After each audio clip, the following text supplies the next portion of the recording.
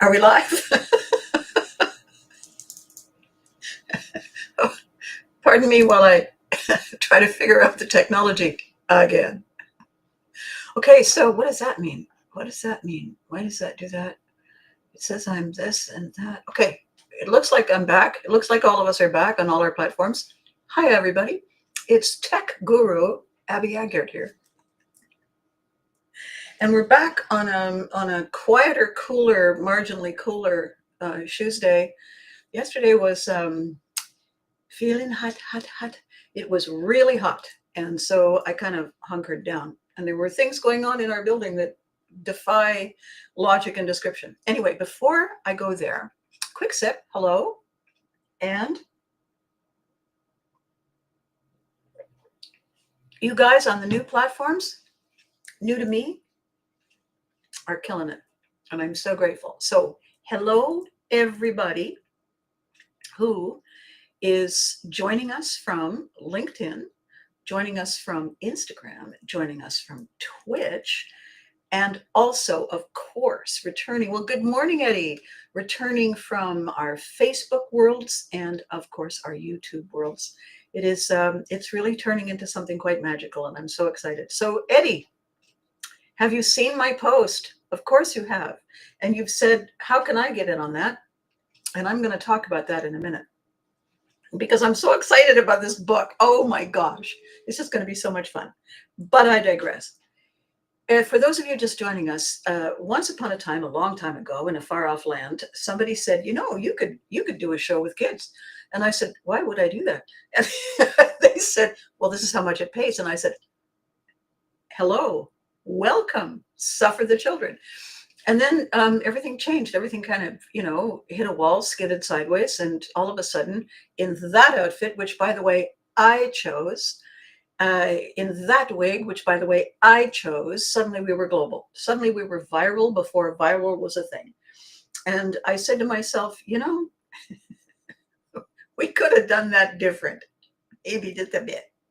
Anyway, along the same lines, in Ottawa, it was a very busy time in the mid 80s. All the gods conspired in our favor, and we produced the original Care Bears. We produced Teddy Ruxpin. We produced For Better For Worse. We produced Raccoons. We produced a ton of Marvel stuff, just because things were not going well in the other places where you record. Good morning, Paul. Good morning, young man. So I'm just filling everybody in on my backstory, Paul. And the most extraordinary things happen as a result of those sudden, surprising little glitches in the matrix. And the next thing we knew, we had been approached by this fledgling company nobody had ever heard of. I think they had one program called Nickelodeon, a little cable distribution company. And they said, how's about it? And we said, absolutely, why not? What harm can it do? And then Nickelodeon turned around and sub-licensed us to the U.S. Armed Forces Network, and life as I knew it was forever changed, because the military is everywhere, all over the world. And so all the kids from all the military families on all these foreign bases, they all have one dedicated television channel for the benefit of the families. So that meant that they were basically held hostage to, I think it might have been Bugs Bunny and us in rotation 24/7, the whole time they were in wherever the hell it was. Then they came home, firmly addicted to us, and Nickelodeon had decided to become a pay station. And so bang, Nickelodeon is huge. Bang, we are huge, except in Ottawa, where nobody really notices anything that out of the ordinary, because we're a capital city, and kings and princes and dignitaries of all walks of life come here all the time. And who's going to care about a bucket of slime, right? So our kids had the luxury of being world famous without it going to their heads. They got to live normal lives at home. You couldn't write a scenario like that. It was magical for all of us. Anyway, fast forward a couple of decades, and the next thing you know, I'm a collectible. I'm basically a 5'7" Lego, according to a lot of people. Poor Paul is saying she is, and I don't know what we're going to do with her, because don't step on the 5'7" Lego. If you think the little ones hurt, you have no clue. Good morning, Daniel. So what I want to tell you today is so exciting. Um, Three things. The first is that this is my 20th year anniversary as, aside from the mom and the stuff, I've been a publisher for 20 years. I quietly, when things got quiet in my TV and stage business, I went away and learned how to be a writer and wrote a bunch of books for a bunch of people on commission and on commission, but paper right, pay per view. And the next thing I know, I thought, well, you know what? If I'm a publisher, then I can orchestrate the whole thing. I can give them the end result that they're looking for. So I did. And so this year, 20 years, I've decided that I'm going to do a book that celebrates the power and the joy and the love that we have for nostalgia entertainment. I'm going to celebrate it in the way that I think it deserves to be celebrated. I started a little Facebook group back in November called We Are the Unforgettables. And thanks in huge part to Paul and to Amy Makepeace, who have 70s and 80s memory lane and took me under their wing. And the whole idea, we have a small group, a small contingent, but it's growing. The whole idea is to share the things that make you smile, that make that silly grin appear. Warren showed us his lunchbox collection, and other people were showing us all kinds of stuff. Eddie brought some things to the fore. We're all talking about the things that take us back to a safe space when the world is a little too large, a little too overwhelming, a little too frenetic. And I thought, boom, this is what the book is going to be. So I'm doing it in Ottawa at a small event that I've been part of since its beginning. It's called Fanatic Con, because the fanatics are mad, keen, fabulous. And I'm going to use my double booth that I always have people swarming, and we've got paparazzi and feather boas and glitter and fun and photo shoots. This year, I'm going to keep all of that, but I'm going to use that as a backdrop to take the pictures I need to put in a book. And the book is We Are the Unforgettables. It's a celebration. It's my anniversary. And we're also going to dedicate the love behind it to a dear, sweet, lovely guy we lost this year, Ryan Lithell. Struggled and surmounted massive physical limitations to live as close a life as he possibly could to the freedom he deserved. He advocated strongly for awareness for physical disability and handicap, and loved coming to the cons, loved going to all the events all around Ottawa. He was a fixture. And I thought, I can't think of a better way than to say, Ryan, this book is for you. All the people who come to the booth, we've got professional photographers. We're going to take your picture. It's not like yearbook high school time. We're going to do the same thing with the boas and the glitter and the banners and the whatnot and the silliness and the foolishness, because that's what's unforgettable about my booth and my take on what it means to be that guy, that girl, those people who make us smile. So we're doing that on the 20th of July. And then I posted it, and Gary Raish is one of our photographers. He does brilliant cosplay photography. He's talking to all of his cosplay people about maybe we need a book for them because cosplay is a thing. Ellen Bond is big in the whole women's hockey league thing, and a bunch of other amazing stuff around town, Indigenous stuff as well. So we're talking about those groups, getting those people excited about, why not a book? Why not a yearbook kind of book? Picture, and the question we're going to ask, the quote we want is going to be, what is unforgettable? What does it mean? When you see the word, what do you think? And we're going to quote you and put your name and your picture. And we're going to, the layout we're going to use, publisher here, 5 shots on a page. The center shot is our celebrity, cosplayers, fans, collectors, vendors, artists, you name it. Everybody is going to have their slot on the page. And I've got a really great deal with our print on demand people. So all of my people who come, when we register you and we get you all set up for the picture, you can pre-order your book, and it's at author price. So awesome, cheap, cheap, cheap. So we'll get all our pre-orders in, and it's only $20, and we can spend the whole day building a lasting memory that you can hold in your hand, that everybody's going to walk around autographing.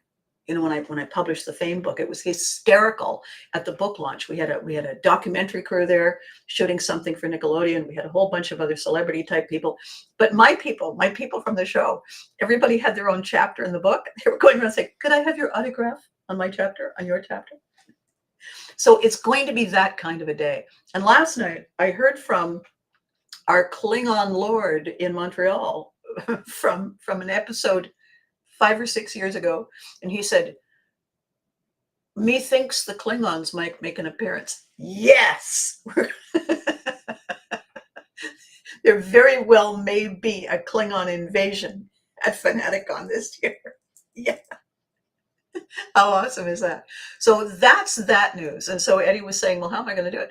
And I said, "So Paul and Amy," I digressed, "not only have 70s and 80s Memory Lane, but I have no idea how many thousands of members.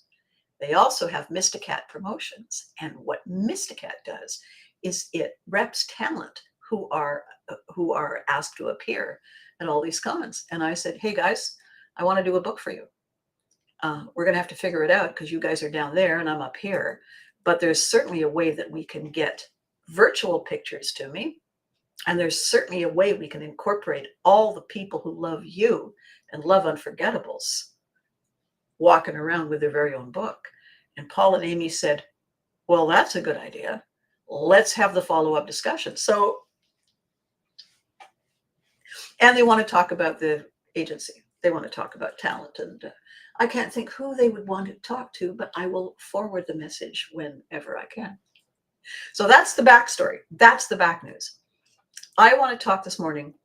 Ryan never let his physical issues compromise his quality. No, he didn't. You're absolutely right.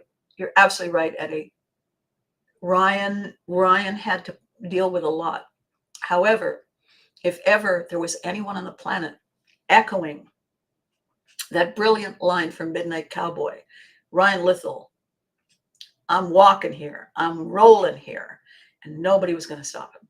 Thank you, Eddie. That's exactly right. So the theme today, the message today, the talk today, why we love heart-shaped lines in the sand. What is it about that just makes our little hearts sing? And I'm going to tell you. When I got started doing this, I don't want to say mental health, I'd rather say balancing, rebalancing, resetting of our how we are, who we are. So whether that's mental, that's emotional, whatever it is, our functioning abilities. When I started doing that, and I called it Pivotry in Motion, one of the people whose work I became fascinated by. It's a beautiful woman. Her name is Mandy Morris, and you can check her out anytime. She's just lovely, and her whole thing is about love, and her whole thing is about you get to a place where you're ready. You let go of the things that hold you back and hold you down, and when you're ready, you are in exactly the right place to receive the things that you're passionate for, that you deserve, that the world wants to deliver. She's lovely. Anyway, one of the things that she said at one point, and I reached out to her and I said, "I love this, and I love this in a way that it's bigger than clever one-liners, clever bullet points that really insightful mentors and guides say."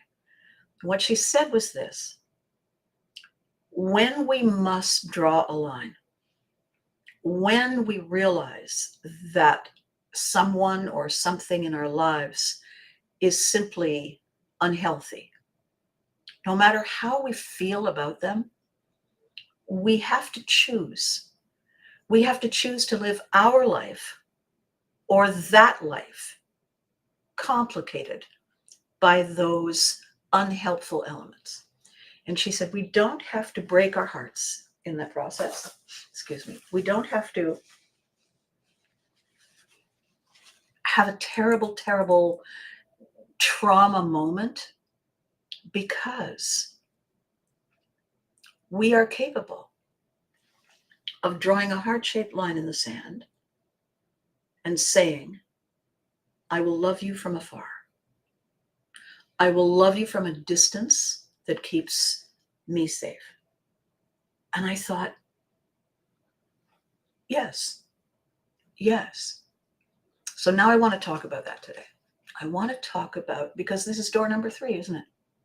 It's stay, go, or heart-shaped line. Good, Freddie. Good morning, Freddie. How did this happen? I thought you had to do something busy. Congratulations. I'm so glad you're here. This is wonderful. We were going to miss you. So the reason we love the concept of a heart-shaped line in the sand is this. In the beginning, when we fell in love, we were at a place in our lives that we were ready for. And when we fell in love with who or what this was, we saw it in all its many parts in connection to us. That's where we were. That's when we were ready. That's when we said yes. That's when we leaned in and began to take our first steps. Now, what happens over time when we're not aware, when we haven't done the train to maintain work that I'm sharing with you, the Pivotry work I'm sharing with you, without realizing it, we allow the externals in our lives, the busy time, the busy work, the busy other, the busy input, the toxic stuff, the stress, the everyday. We allow that to leach all over this person, this moment, this time, this passion we fell in love with. It's like when you do the laundry and you accidentally put in one red sock, and all of a sudden everything else in the laundry, when it comes out the other side, is pink. We allow the stresses, the externals in our world, we allow them to change something that was internal to us, private and precious. We allow the boundary to be porous. We allow things from outside to change and color and shift the inside. And it doesn't work well. What happens eventually, gradually, step by step, is we choose the outside. We choose distraction rather than connection. We choose letting go, forgetting, like the exercise program. I'll do it tomorrow. Why not do it now? It's only 5 minutes. I start my exercise program with a 5-minute workout because I know I won't keep up with a 20 at the beginning. So I start with 5. I missed a couple of days. I went back to it yesterday. I went back to it today. It feels great. A little sore because I missed a few days. It looked very sore the first day, but I'm only doing 5 minutes. And I'm doing the 2 things that matter the most to me right now to get back in the swing of it. And then I will gradually add this one and this one and this one until I have my 20-minute workout. If I don't do it, if I skip it, who am I serving? Who am I giving short shrift to? I'm not serving me if I don't do the exercises. I am cutting me off from what it is that I want. Why? Because something on the outside has said, pick me, pick me. And I've said, oh, okay, just this once. Forgetting that everything begins on the inside. We're only able to do the outside once the inside is secure. And part of this conversation I'm having, I want to share a very interesting statement I heard the other day. Thank you, Paul. In nature, this is fact, in nature, there are no straight lines.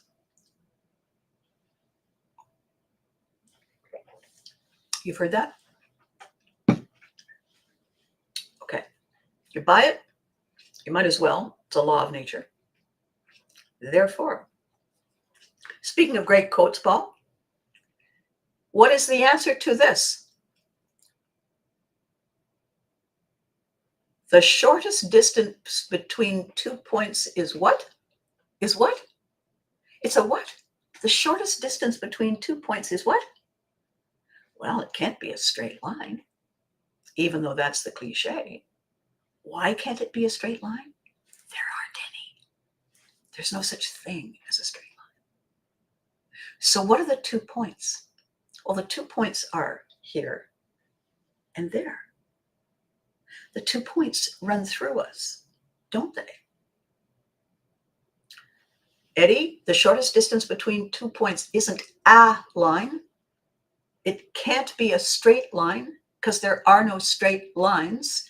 Therefore, the shortest distance between 2 points runs through us. We are the distance. We are the distance between all of our 2 points. We are here, we wish to go there. What stands between here and there? Us.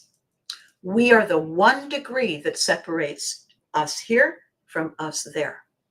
The shortest distance between 2 points is us.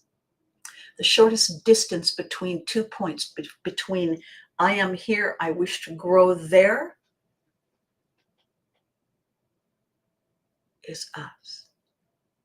We, internally, doing our inner work, are the distance between here and all the externals we need to reach. That little aha. Good morning, Kelly. Very knowledgeable. Have a wonderful and amazing day. Thank you. Thank you. We are what stands between here and there. If we're looking at it on a map, why are we looking at it on a map? Well, because we want to go. We want to know. So what we want to know stands between here and there. It's always us. Our world, our self, our mind, and our heart, and our process is the only thing we know, truly know. Everything else is an appearance, an assumption, until we reach it, until we touch it and say, oh yeah, that is hot. Oh, that is sticky. That's why it says wet paint, Abby. Therefore, if we loved in the beginning, which is why we said hello, we can't erase the way we felt when we reach a place where we say it's time to go. We can't erase the fact that it mattered. We can't deny how it shaped us. We can't ignore what it meant. Doing that betrays us. And I think for so much of the time when we get angry and we blame people and we feel that it's just wrong and it's over and I'm never going to blah, blah, all that stuff. I think a lot of that feeling, that emotion, that upset, that helplessness, that frustration is very much us struggling to deny the way we once felt. Because if we're going to draw a line in the sand, then you're over there and you're not part of me anymore. And no matter how much people hurt us, no matter how out of their way they go, it seems, to make life complicated, we loved them once. They meant something to us. And whatever they did that changed our perception of them, if we deny how we once felt, we deny a part of us. And that, I think, is part of the grief we feel, the rage we feel, the emptiness we feel, and in a lot of very, very toxic situations where there is pain and suffering and deliberate abuse.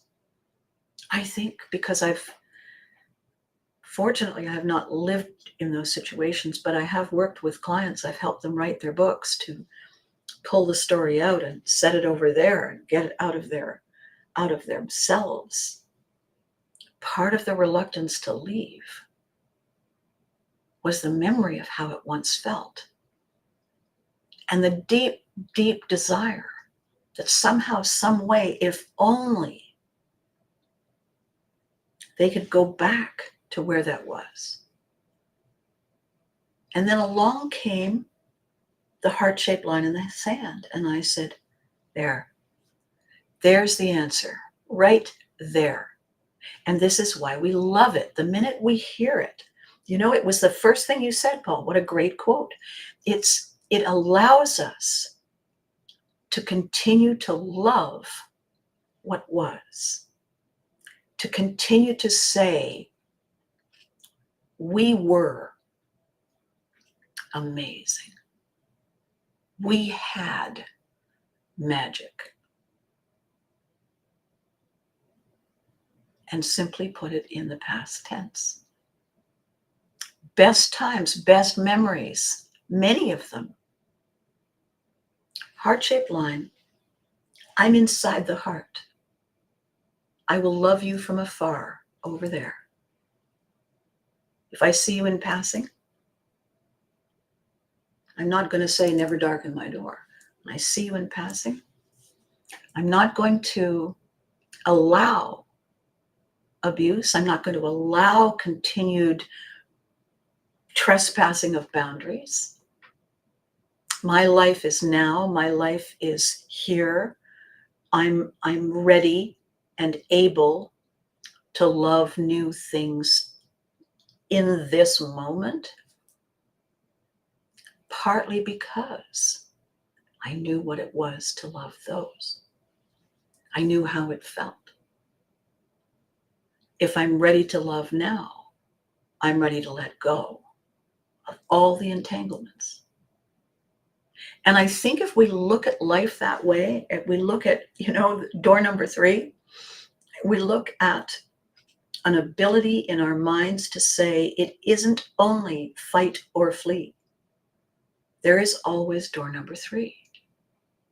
And in this case, the reason we love the heart-shaped line in the sand is that it allows us to be who we were and who we are and who is waiting just over there for thee and me. The heart-shaped line in the sand is the one that allows us to feel.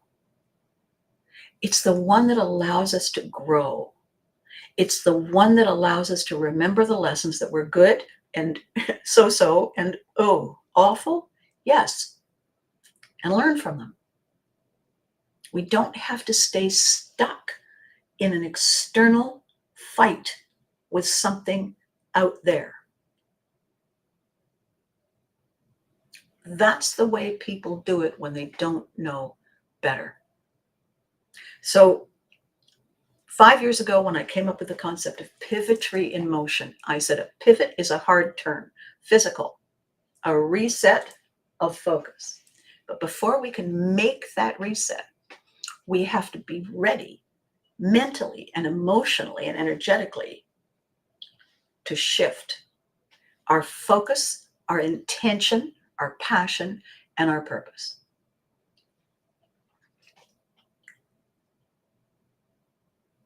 Can you have room in the heart-shaped line in the sand?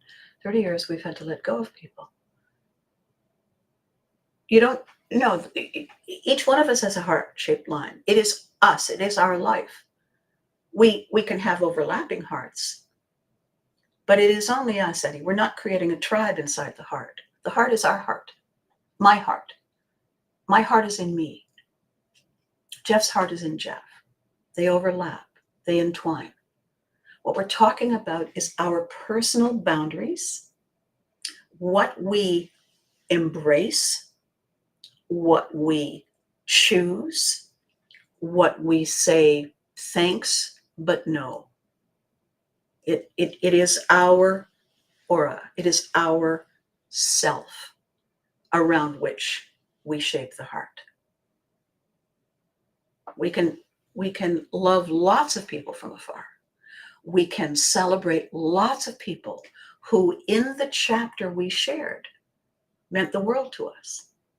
You know, when you finish reading a book, you don't rip out the old chapters. You can go back and read it again.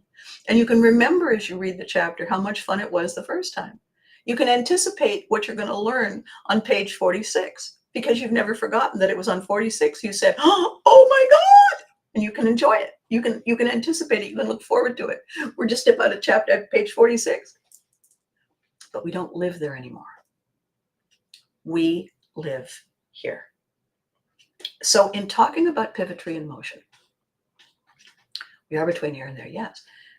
In talking about Pivotry in motion and saying, you know, we cope with things. Everyone has a heart-shaped line if they wish, Eddie. Everyone has a set of boundaries. What we are talking about here is the boundary cannot be a straight line because there are no straight lines in nature. Since there are no straight lines, why not choose a heart-shaped line? My property is my property. Your property is your property. The boundary line between our properties allows us to live in our space and them to live in their space. They can't plant a shrub on our property without our permission. If they do, they're crossing a boundary without our permission. The boundary is the heart-shaped line. Everyone has their own little property, their own self. Our self is our property. Our self is our little plot. We can choose to have a heart-shaped line that separates us and keeps us neat and tidy. We don't merge with other humans. We don't stand next to someone we love and watch our body and our skin merge into theirs. We can love them.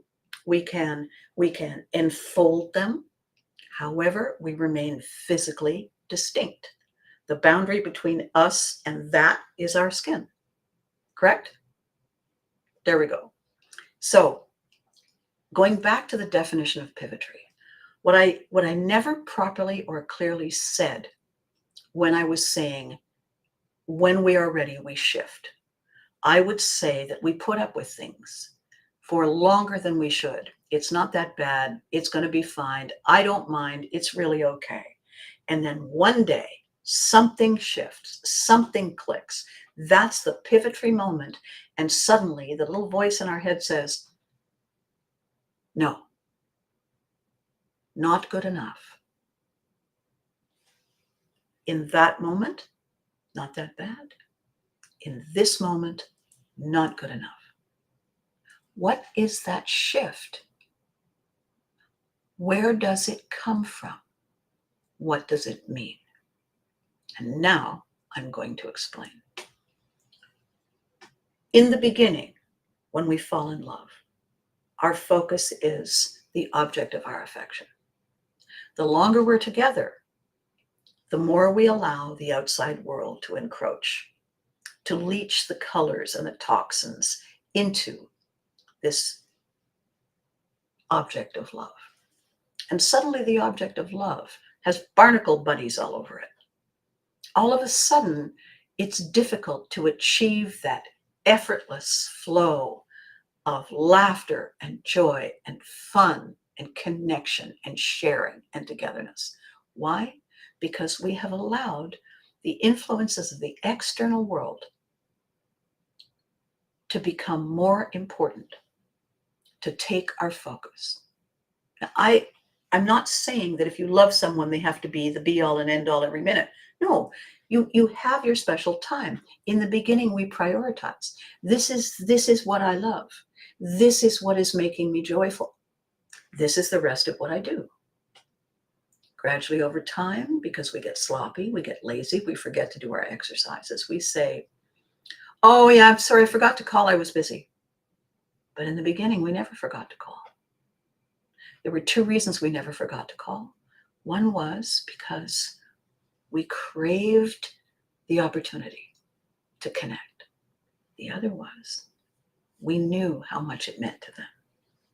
As time passes and we get busy, we were always busy. What happens is the externals become, hey, pick me, pick me, pick me. And we say, oh, I was supposed to call at 10. I'll call her later. I'll call her later? What's that? What's that? I'll call her later. What happened to this is my priority? What happened to this is love?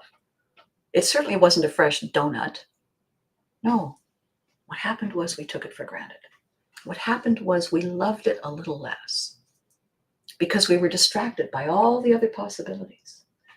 How come we weren't distracted in the beginning? Because we were experiencing love. How do we maintain that feeling, that emotion, that specialness?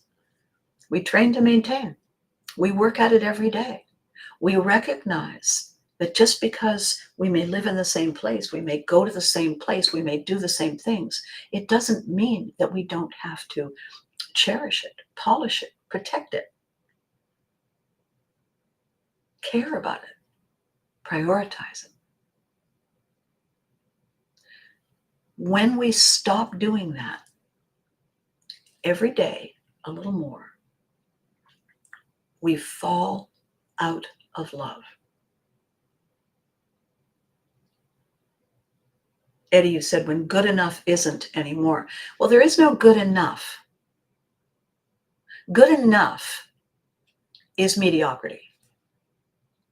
That'll do. Good enough. If anybody ever said to me, that's good enough, I'd say, I have said, no, if it's good enough, it's not what I do. I want fabulous, brilliant. Oh my God. I don't want good enough. That's like saying, fine. No, that's fine. Fine. Come here. We are not enough. Say you are enough. What the hell kind of what I don't even know what that is supposed to be. You are enough. Somebody says you are enough. Just tell yourself you are enough. I how is that even remotely possible? You are enough. I want to overflow the glass. I don't want people say, I don't want people saying enough. I want people to say, yes, yes. Does it come in blue? I want 3 of them. I want the magic. Why can't I have the magic? I deserve the magic. Good enough? No, it has to be everything for us that is the perfect fit, or it isn't. That's what happens. That's how it feels when we fall in love. That's what it is. That's what happens when we say, I choose you. Why is it acceptable to say, good enough? I created something the other day to promote the book that's going to celebrate Ryan, our collectibles book, our unforgettables book. And I sent the artwork to Ryan's sister. And she said, wow. And then she said, unbelievable. And then she said, incredible. That's what we're looking for, kids. That's what we're looking for. When I when I make a meal and I eat it and I think, wow, that's incredible. I mean, I can eat it. I'm going to be fine.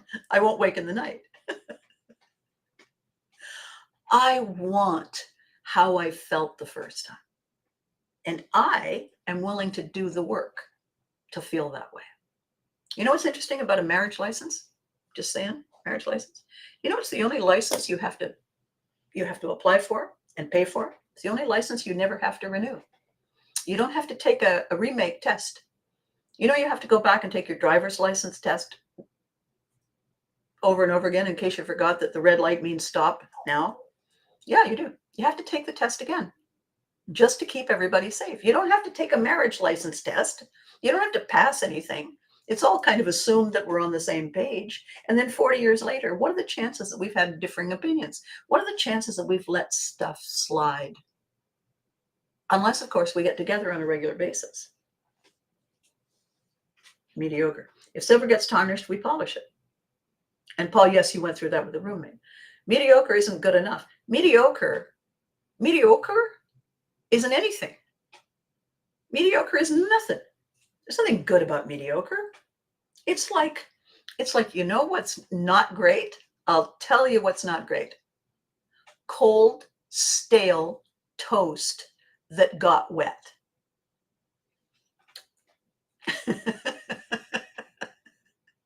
Just wrap that whole taste, texture moment in your head.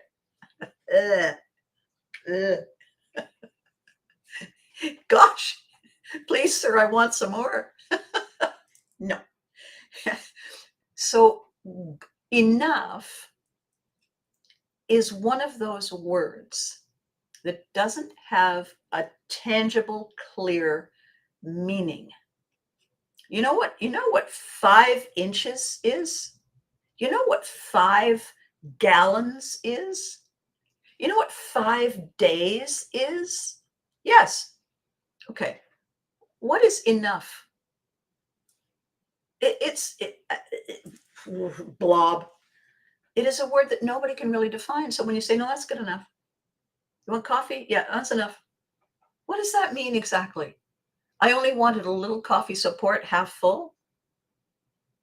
Good enough for whom? Right? What I miss? We're talking about standards, Freddie. We're talking about acceptable standards of excellence, of behavior, of commitment, of participation, of showing up, of reliability, dependability, excellence. What is it that we draw a heart-shaped line around and say, thank you, I loved you then, I will never forget it, I need to move on now. I will love you from afar, but I'm not going to let you design my thing again because the last time there was a coffee stain on it.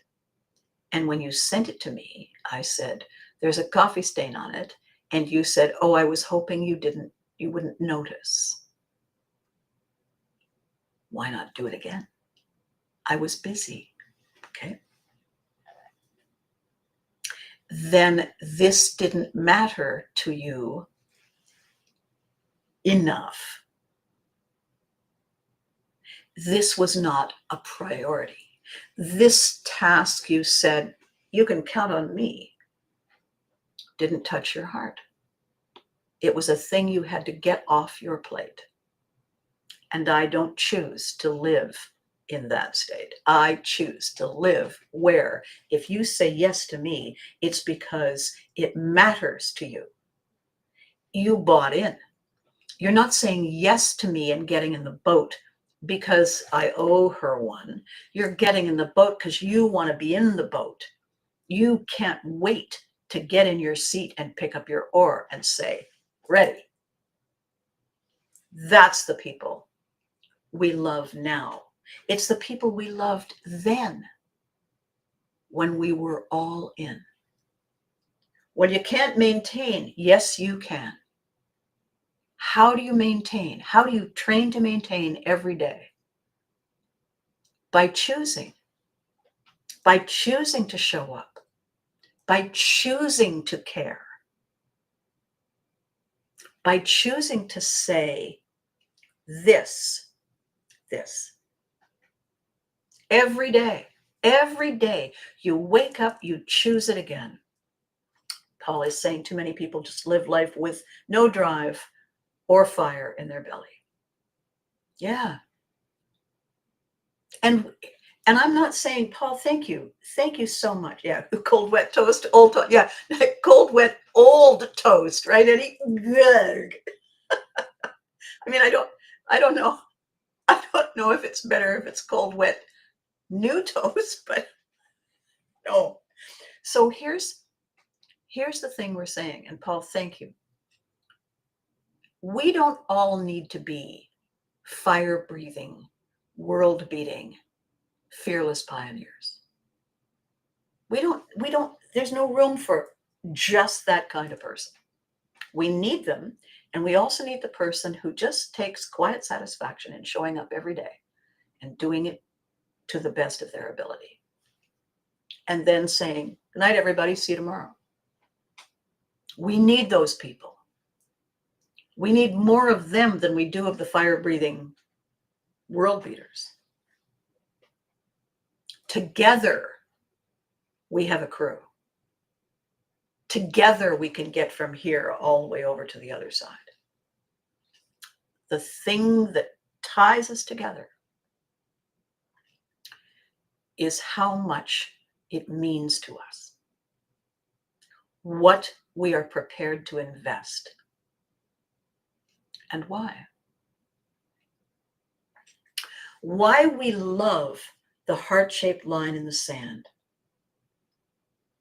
so much is that it gives us the opportunity to ask and answer those all-important questions. No matter what the thing is, no matter whether it's a person, an event, an opportunity, an experience, a process, a product, whatever. What does it do? What does it change? Who does it serve? Why do they care? And what's in it for me at the end of the day? When we write a book, when we create a later folder, as I did, and I've created it and it's in my hand, I say this to every book client. Okay, I'm going to ask you 2 questions that very few people ever consider, ever think about. At the end of the day, when the book is published, and here it is, it's in your hand. What do you want this book to do for you? How do you want it to change your life? It is now something. It is now a product. What do you want it to do for you? And that puzzles them. Completely stops them cold because people don't think of it like that. I can change it. I can say not book. You decide to have a baby. You have a baby. Once the baby is out, what do you want having a baby, not the having of a baby, but having a baby? What do you want that to do for you? What do you want that to change in your life? What is your goal in having a baby? Nobody ever thinks of that. Second question. Here's the book. It's in your hand. Someone comes in the store, someone comes to the lodge and says, oh my God, how much is the book? You say $20. They hand you $20 and you give them the book. The book is now their book. You wrote it. They bought it. It's their book. The book is now in their hand. What do you want that book to do for them? How do you want that book to change their life. No one ever thinks of that. Let's change the word book to baby. You have the baby. The baby goes out into the world, grows up, goes out into the world. Other people meet the baby. The baby is no longer a baby. Now it's a child. Now it's a teenager. Now it's a young adult. What do you want that baby, that person, to do for them? How do you dream? How do you hope this baby will change other lives? What do you want having a baby to do for you? What do you want having a baby, beginning a life, to do for them? Those two questions are the other way of saying, what's in it for me? What does it do? What does it change? Who does it serve? Why do they care? What's in it for me?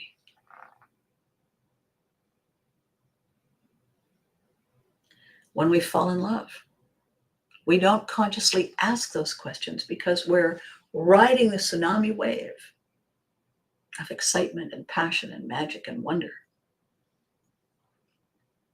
But unspoken, in there sometime, inside, the different parts of us are answering those questions. We are ticking off those boxes when we meet, when we feel the fascination, when we get to know them, when we see their flaws, when we love their flaws as much as we love their strengths. As we fall in love with them, we are asking those questions. We are investing our time and our belief and our loyalty and our commitment and our passion and our drive and our purpose and our sense of who we are in that love. We're a special kind of stupid when we stop caring, when we start getting lazy, when we can't be bothered to show up, when, oh yeah, I promised it's date night. Oh geez, I'm exhausted. I'm so exhausted. I just want to lie on the couch. It's date night. All right, I better change my clothes. Oh God, there's a stain. Well, we'll go someplace dark. It's good enough.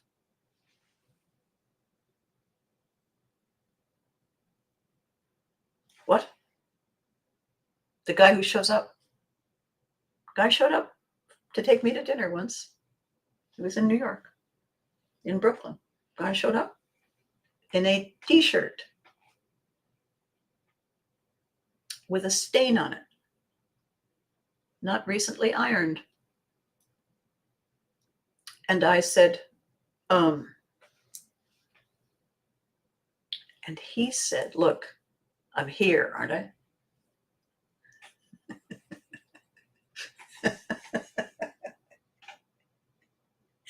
Hand still on door, not for long.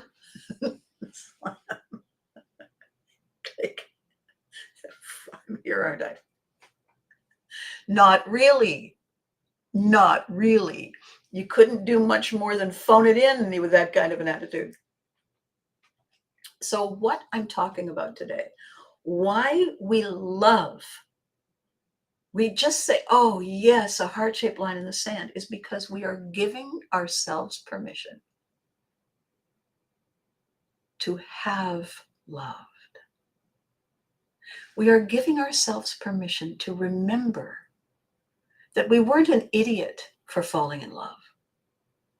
We weren't an idiot for caring and believing and sharing.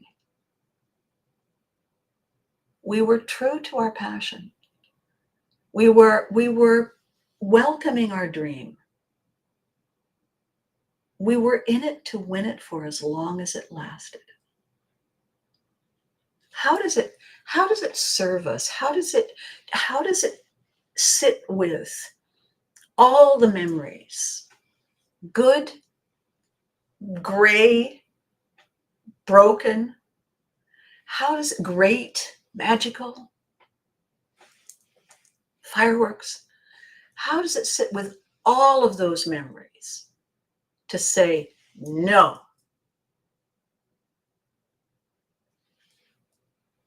It is judging us as well. Shakespeare, it is better to have loved and lost than never to have loved at all.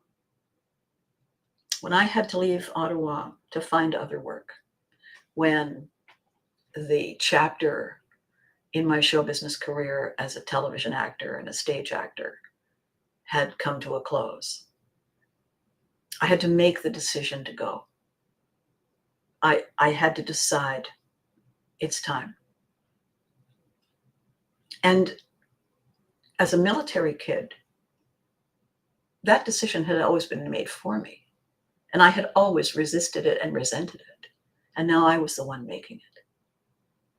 And it was awful. And for a long time, waiting for the yes. Thank you, Eddie. Anticipating me now, are you? It took me years to get over myself. It took me years to get out of my way. I was so angry with me for giving up on me.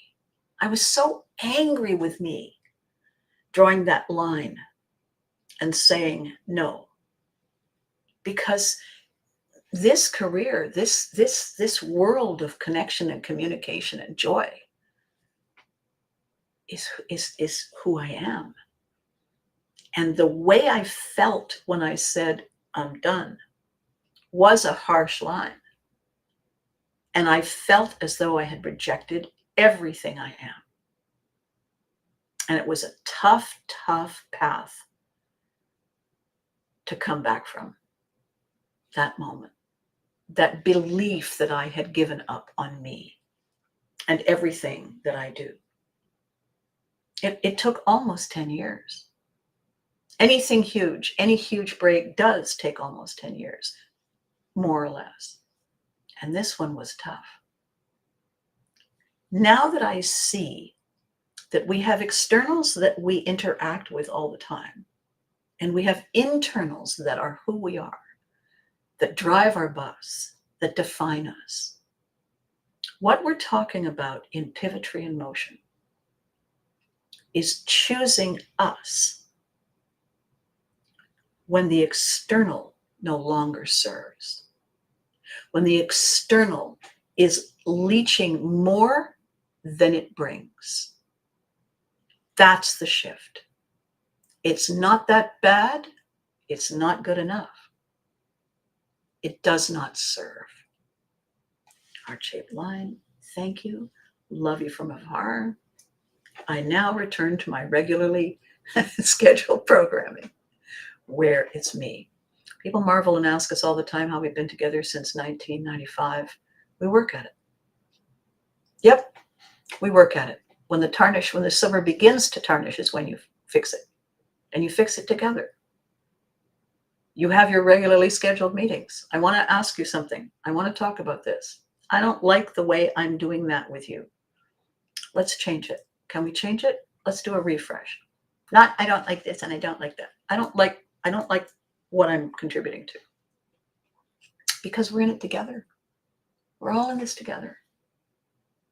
So today you saw something different. And Paul, part of it is in your honor.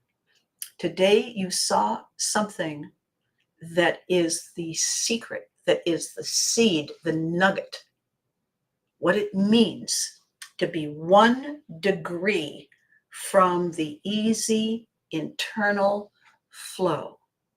The 1 degree every day, all the time, is choosing yes, maybe, or no.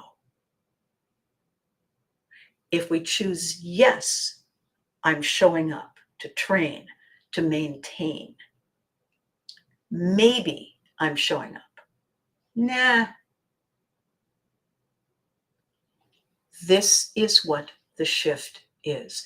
This is the Pivotry shift from external influence toxic stress, to clear the air, clear the path, take a breath, remember why we came. How cool is that? So for today, I'm going to love you and leave you, not from afar, quite close, temporarily, until Thursday, when I will be back with another cool tidbit to share. These, by the way, are the tools and techniques that are going to be part of the program when we launch. First, we do the book. Then we launch 1 Degree, Pivotry, the secret code word that lets you into flow. It's my anniversary this year. It's all possible. So, you know the drill, right? You know the drill. Be good to you. You deserve it. Remember to hug your loved ones. They deserve it too. And thank you. Thank you so much for watching, for being part of this. I love this. I love all the comments I'm doing because this is where I see them. A relationship is not 50-50. No, it isn't. It's 100-100 all the time. All right. I'll see you back here on Thursday. Be good to you. You're amazing.